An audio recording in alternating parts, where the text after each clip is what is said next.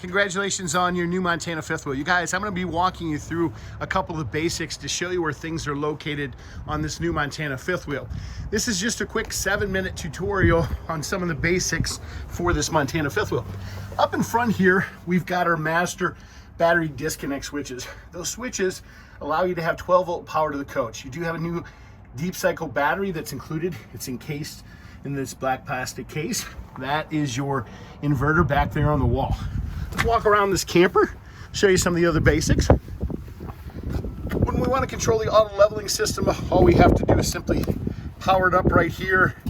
We can, if we want to control the front of it, control the various functions and stuff like that right there, and just hit enter. And there are directions inside the camper which will walk you through this auto leveling jack system. There is a propane tank on either side for the camper. Let's show you the docking center here. Here's the docking station right here. Docking station's real straightforward, you guys. We've got our cable right there. We have our satellite hookups, our exterior shower. Freeze guard is when you want to go to winterize a camper. When you want to bypass the hot water heater, you simply rotate that valve right there. City water connection is right below that.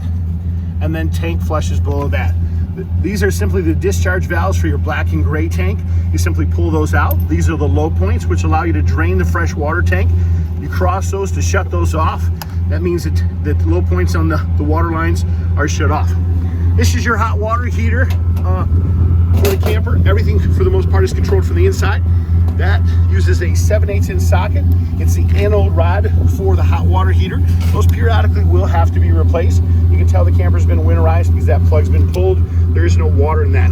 This is a furnace exhaust for the hot water heater. This furnace exhaust for the hot water heater, you do want to keep the little ones away from.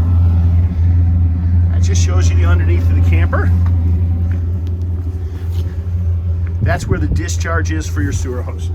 You do, after your first 250 miles, want to make sure you check your lug nuts on your tires because sometimes they can become loose. Okay, let's walk you around the back side of the camper.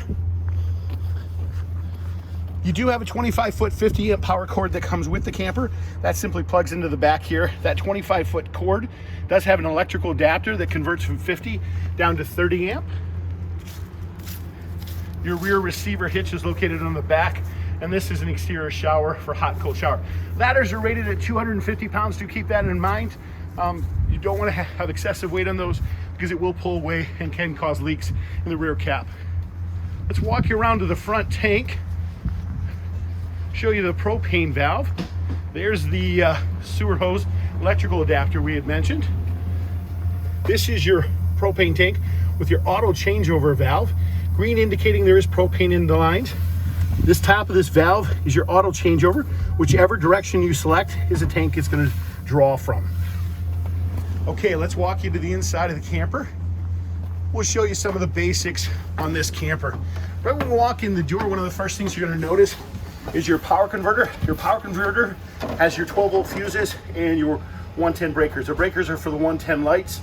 The 110 side of the camper, like your refrigerator, everything's indicated and marked. Your central vacuum here is right here. There's a switch on that to turn that on. The tools for the central vacuum system are typically located underneath the bed. This is your main command center.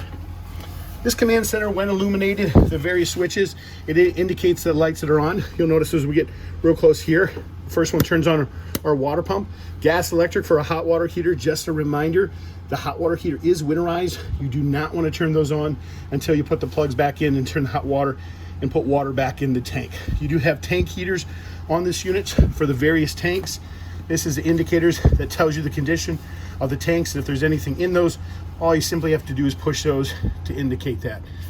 Ceiling fan switch right here, slide out switches here, awning switches in addition to that. The blue ones right here are for your overhead lights. These are motion sensor activated lights. When you walk in the door, those will automatically illuminate. Let's walk you to the front here. This is what's considered to be a ground fault plug. You do have ground fault plugs throughout the camper. They do have a reset breaker, so if all of a sudden these plugs are not working, best to check to find the original ground fault plug and push the reset breaker to reactivate that. Switches for your overhead fan. Your camper does have multiple air conditioners. These are the thermostats. I'm going to show you the basic operation of these thermostats. All you simply have to do is push that multiple times. That will activate the cool on the fan for the air conditioner. And then you can control the temperature setting with the up and down arrow keys. When you shut that off, you simply toggle through that. There's a thermostat like this just located in the living room. That's the thermostat also controls your heat, so it is air conditioning and heat. On off for the light switches right there. Just as a reminder, your cable satellite hookups are right up top right there. Okay, we're gonna walk you down into the living room, show you the basic operation of the stove, the appliances.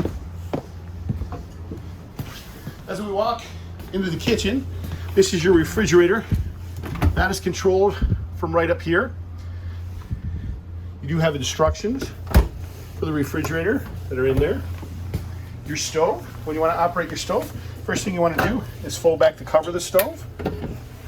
This is our spark igniter. So you simply push it in, push to the flame, twist that, and when propane's through the line, that'll ignite. Your keys are located around your kitchen faucet, remotes, or in your drawer. When you want to turn on your fireplace, simply hit the power button. You can adjust temperature, you can adjust flame color if you'd like, or there is a timer for that as well. Emergency escape windows are located throughout the camper. Any lights that don't toggle or turn on with switches will typically have buttons in the center. You simply push those buttons to activate that. You guys, these are just some of the basics on your new Montana fifth wheel.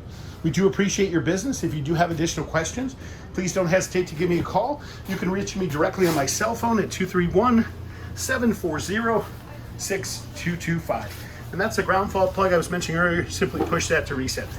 Thank you and have a great day.